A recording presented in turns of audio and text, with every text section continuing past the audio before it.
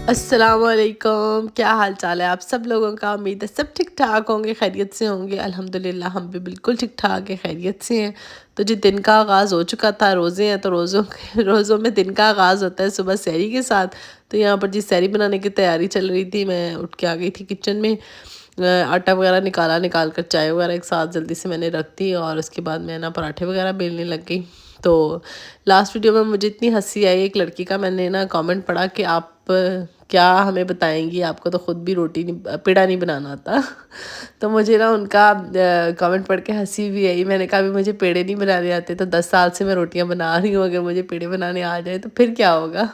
तो बस ये होता है कि हर किसी का थोड़ा डिफरेंट स्टाइल होता है पेड़ा बनाने का। बाकी ऐसी बात नहीं है कि मुझे पेड़े नहीं बनाने आते, मैं बहुत अच्छी रोटियाँ बनाती हूँ। तो यहाँ पर जी सुबह हो चुकी थी, सैरी वगैरह करके फिर मैं नमाज़ वगैरह पढ़ के ना सो जाती हूँ, क्योंकि मिन्हा ने लेट उठना होता है तो फिर मैं इसके साथ ही उठती हूँ। तो यहाँ पर जी मेरा काका उठ गया था, तकरीबन ये 10 साढ़े 10 बजे ना उठ जाती है, तो फिर मैंने इसके साथ ही उठ जाना होता है।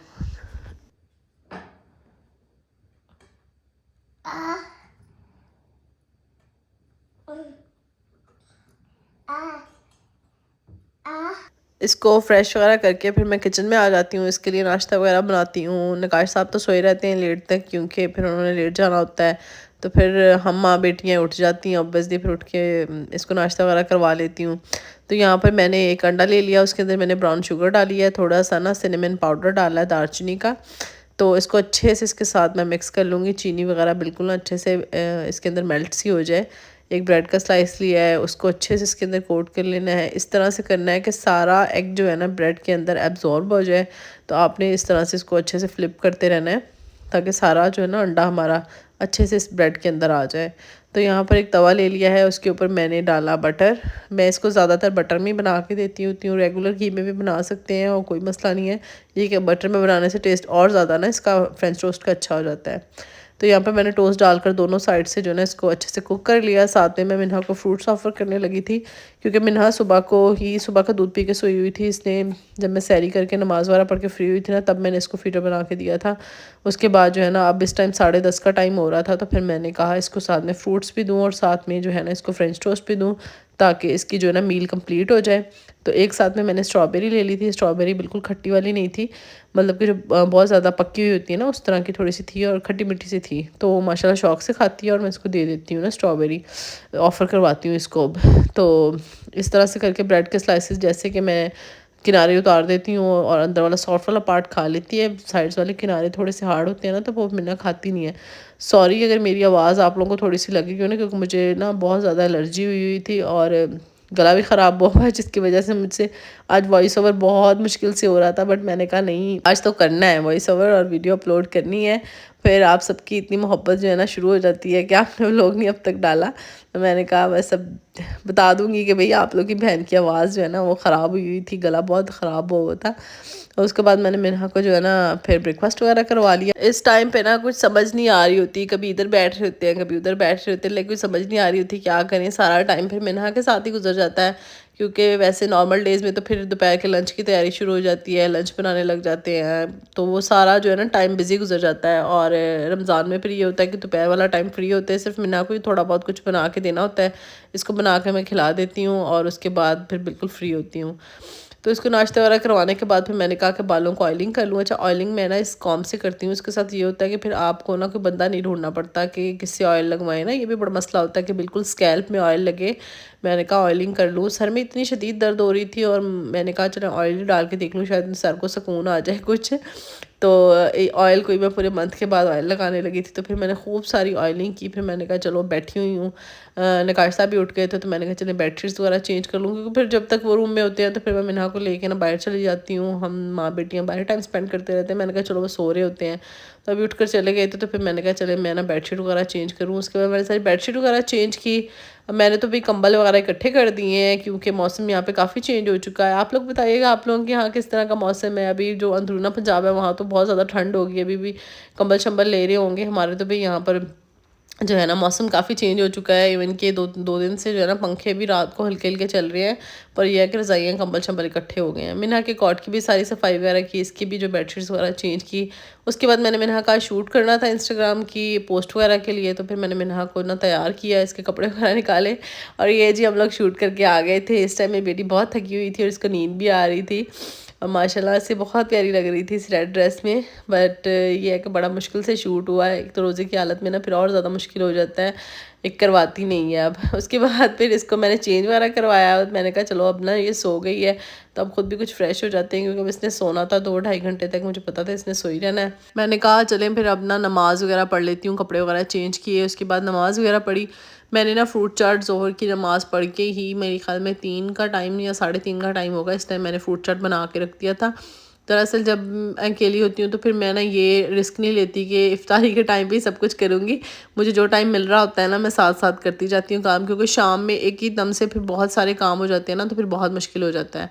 तो यहाँ पर मैंने फ्रूट चाट बना लिया है। इसके अंदर कुछ मैंने बादाम डाले, कुछ खजूरें डाली, कुछ किशमिश डाले, सारे फ्रूट्स डाले, थोड़ी सी काली मिर्च डाली और ब्राउन शुगर डाली। अच्छा इसको अच्छे से मैं मिक्स करके रख दूँगी ना, तो फिर इसके साथ बहुत अच्छा अरोमा आ जाता है। मेरे ख्याल में फ्रूट चाट तो वैसे भी आप घंटा 1.5-2 पहले बना के रखें ना, तो फिर ही उसका जब आप खाने लगते हैं ना, तब तक उसके सारे फ्लेवर्स उसमें आ चुके होते हैं। फ्रेश खाओ तो वो ऐसे अजीब सा सूखा सूखा सा ही लगता रहता है। तो मैं ये फ्रूट चाट जो है ना 3-3:30 बजे ही बना के रख देती हूँ। उसके बाद मैंने आज बिरयानी बनानी थी।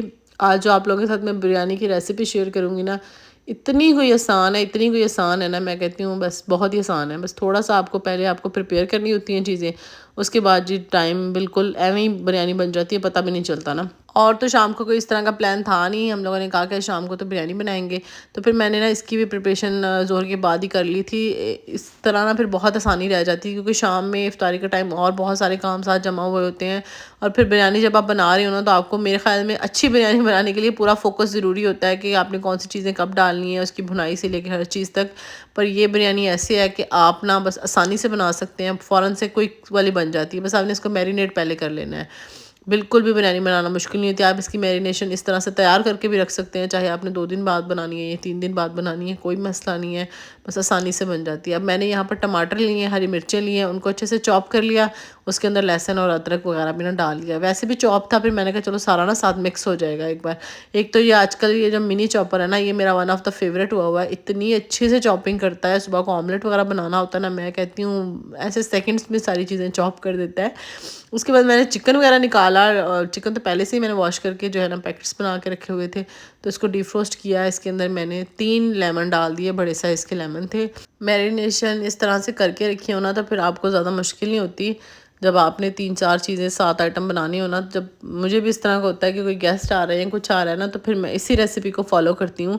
इससे ये हो जाता है कि आपका टाइम भी बहुत बच जाता है और आपकी कंसंट्रेशन बहुत ज़्यादा ज़रूरी होती है। फिर बिरयानी में तो 700 मसाले होते हैं, गरम मसाले ये वो, तो फिर वो इंसान को हर चीज़ पे वो फोकस रखना पड़ता है ना कि किस में क्या डाल दिया। तो मैं इस तरह मैरिनेट कर लेती हूँ। इसमें मैंने दही का 1 कप डाल दिया, 5-6 हरी मिर्चें ले ली हैं, उनको अच्छे से साइड से कट लगा के वो डाल देना है। बाकी जो नॉर्मल हमारे रेगुलर मसाले होते हैं, लाल मिर्चें डाल दी, ज़ीरा पाउडर डाल दिया, और उसके बाद गरम मसाला डाल दिया 1.5 टीस्पून के करीब। मैंने इसमें हल्दी डाली 1 टीस्पून, और बस यही कुछ बेसिक से जो हमारे स्पाइसेस होते हैं ये सारे मैंने ऐड किए। उसके बाद कुछ खड़े मसाले डाले, जिसमें कि बादियान का फूल था, जावित्री थी, और बड़ी इलायची थी, लौंग और काली मिर्चें थोड़ी थोड़ी 4-4 5-5 दाने थे, और 2 टीस्पून मैंने इसमें ज़ीरे का डाल दिए।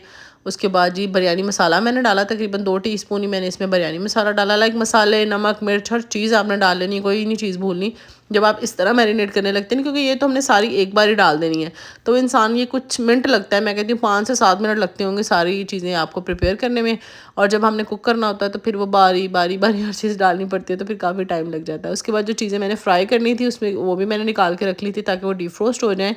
अब मैं लगी थी बिरयानी बनाने। मैंने तकरीबन मेरे ख्याल में 5 बजे बिरयानी बनानी शुरू कर दी थी।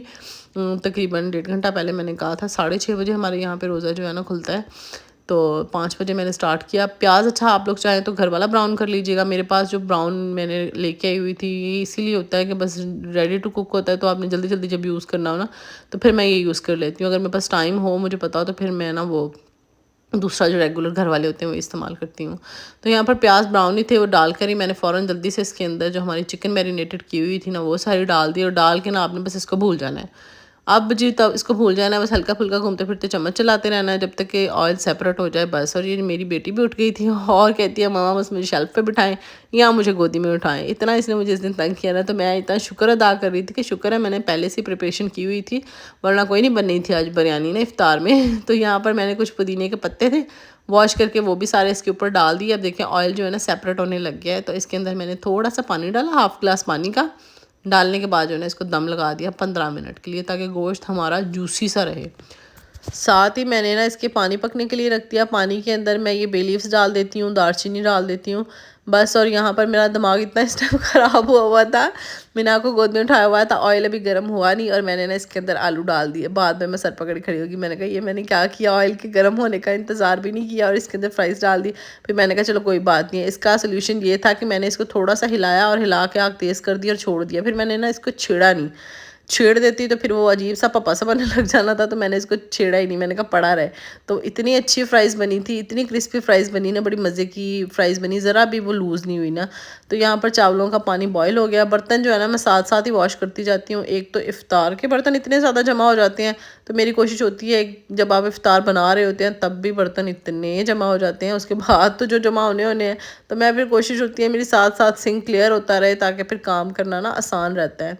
तो यहाँ पर जी बिरयानी में की अब लेयरिंग का टाइम आ गया था, तो इसमें जो है ना मैंने मिर्चें ली हरी और इनको ना इस तरह दरमियान में से कट कर करके ना सारा इसके अंदर डाल दिया। एक तो जी इसके साथ खूबसूरती बहुत अच्छी आती है, दूसरा ये है कि इसके साथ फ्लेवर बहुत अच्छा आता है। तो आपने इस तरह करके इसको कट्स लगा लगा के ना चावलों के अंदर डाल देनी है जब आपने दम लगाने लगना है। और इसके ऊपर डालेंगे हम हरा धनिया आपने डाल देना है और इसको अच्छे से आपने मिक्स कर लेना है। मिक्स करने के बाद मैंने तो बस एक ही लेयर लगाई थी, टाइम भी शॉर्ट हो रहा था इस टाइम, तो बस नीचे जैसे सालन वो हमारी ग्रेवी थी तैयार हुई, उसके अंदर मैंने जो है चावल डाल दिए। चावल जो है ना मैंने 95% तक ना कुक किए हुए थे, और चावल जो देखें ज़बरदस्त से 95% तक हमारे गल गए थे। बाकी जो 5% है ना वो दम पे गलाने थे मैंने। अब इसके ऊपर डालेंगे हरा धनिया खूब सारा दम पे, और जो ब्राउन प्याज था वो भी इसके ऊपर अच्छे से छिड़क देंगे। अब जी कलर के लिए यहाँ पर मैंने यूज़ किया है ज़ाफ़रान, ठीक है। इसके साथ आप कलर देखिएगा कितना प्यारा आता है। इसको मैंने थोड़ी देर लेकर थोड़ा सा भिगो के पानी में रख दिया था और दम में मैंने ये डाल दिया। जो हम जर्दा कलर फूड कलर यूज़ करते हैं उसके साथ बड़ा रिच सा ऑरेंज आता है ना, वो थोड़ी सी शार्प बिरयानी की लुक होती है। और ये वाली जो बिरयानी है ना इसकी लुक ना बहुत ज़्यादा सॉफ्ट आती है, वो आगे आप लोग देखेंगे भी। तो वो मैंने डालकर इसको दम लगा दिया है। तो ये मुझे कलर इतना अच्छा लगता है ना, ज़ाफ़रानी बिरयानी बन जाती है और फ्लेवरफुल तो जो होती है, और ज़ाफ़रान के कलर के साथ तो और ज़्यादा देखने में खूबसूरत लग रही होती है। तो यहाँ पे फ्राइज़ तैयार हो गई थी, इस पर भी मैंने सीजनिंग करके इसको अच्छे से मिक्स कर दिया। हरी चटनी जो मैंने बना के रखी हुई थी, जो मैंने रमज़ान प्रिपरेशन में शेयर की थी ना, मुझे बड़ा आसान लगता है ये काम। अब देखिए मैंने क्यूब निकाला, अगर टाइम आपके पास है तो पहले से निकाल के रखते हैं, अगर टाइम कम है तो आप 15 सेकंड के लिए उसको माइक्रोवेव करें, उसके अंदर दही डालें, नमक डालें और आपकी मज़ेदार सी चटनी तैयार हो जाती है। कोई अगर यही चटनी मुझे वैसे फ़्रेश बनानी होती तो फिर मुझे चीज़ों को ब्लेंड करना पड़ना था और इतना खपारा होना था ना, तो ये मेथड सही रह जाता है। उसके बाद ही इसको बॉटी बना दिया, थोड़ी सी इसकी डेकोरेशन कर दी, एक लीफ लगा दिया ताकि ज़रा अच्छा लगे। और ये जी हमारी बिरयानी का दम भी मैंने खोल दिया था। मैंने कहा था कि इफ़्तार में ही खा लेंगे, यानी कि उस टाइम जब आप बना रहे होते हैं तो इतना ज़्यादा, रोज़े में तो ख़ास करके मुझे लगता है ये ज़्यादा हो रही होती है कि हाँ जी हम तो सब खा लेंगे, तो पर खाई नहीं गई थी। फिर हमने इफ़्तारी के बाद ही खाई थी। इफ़्तारी में मैंने रखी ज़रूर थी। अभी आप कलर चेक करें, मतलब कि इतना कोई प्यारा कलर आया हुआ था ना, बड़ा येलो सा, एक मसाले का कलर था थोड़ा ऑरेंज सा, और जो ज़ाफ़रान हमने डाला था उसका बड़ा येलो सा कलर था, और बड़ी मतलब कि बड़ी लाइट सी बिरयानी लग रही थी। बहुत वो हैवी वाली ना लुक नहीं आ रही थी बिरयानी की। तो इसको मैं इसी तरह से हल्के हाथ से बिल्कुल मिक्स कर रही हूँ। चावल चेक करें अब कैसे बेहतरीन बने हैं, ये जितनी ये बहुत यमी बनी थी। आप लोग इस मेथड से बिरयानी एक बार ट्राई करिएगा, फिर आप लोग रिज़ल्ट्स देखिएगा बिरयानी कितनी अच्छी बनेगी और कितनी मज़े की बनेगी। अगर आप लोगों को ना अच्छी लगे ना तो फिर आप लोग कहिएगा, बहुत मज़े की बनती है। बाकी बनाएं तो आप लोग ज़रूर मेरे साथ शेयर करिएगा। उसके बाद जी मैंने इफ़्तार में तैयार कर लिया था, मैंने शामी कबाब फ्राई कर लिए थे, साथ में रोल फ्राई किए थे, और ये जी हमारा दस्तरखान लग गया। उसके बाद अज़ान होने लग गई, रोज़े वगैरह की इफ्तारी शुरू की। पहले मैंने सोचा था कि आज स्किप करूँगी सारी चीज़ें, रोल वगैरह समोसे वगैरह कुछ भी नहीं बनाऊँगी ना, तो फिर नकाश साहब कहते हैं कि शामी तो बना लो साथ में, क्योंकि बिरयानी के उनको बहुत पसंद है साथ में शामी वगैरह।